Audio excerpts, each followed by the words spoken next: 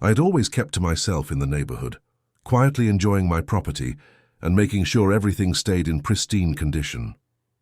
That all changed the day HOA Karen decided I owed her an unnecessary fine for a violation I didn't commit. Apparently, my perfectly trimmed hedges and freshly painted mailbox weren't up to her mysterious standards.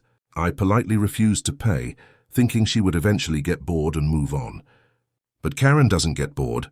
She calls the cops instead, her face red with self-righteous fury, acting like the entire world revolved around her HOA rulebook. When the officers arrived, I greeted them calmly, trying to explain the situation. Karen, of course, jumped in between us, waving her paperwork and pointing fingers, like she was auditioning for a courtroom drama. I could see her smug satisfaction when the cops took notes, probably imagining me as some rebellious villain in her perfect little neighborhood.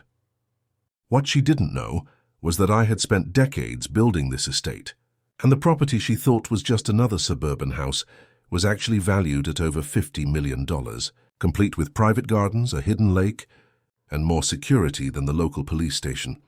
As I watched her smug face, I couldn't help but wonder, did she even realize who she was trying to intimidate? I gave her a polite smile and mentioned that, while I respected her role in the HOA, my decision regarding the fine was final. The cops looked confused as Karen continued to rant, clearly expecting them to side with her.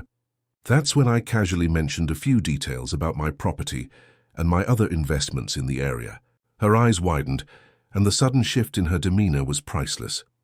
It was then that I decided to teach a lesson in humility without breaking a single law.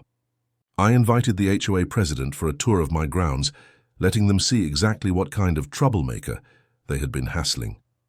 The opulent gardens, private lake, and art collection left them speechless. Suddenly, Karen's little crusade felt insignificant, almost laughable.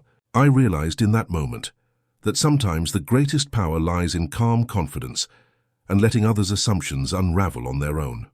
From that day forward, the HOA never dared challenge me again, and Karen learned, though I doubt she'll admit it, that not all fights are worth picking, especially when the other side owns the entire game.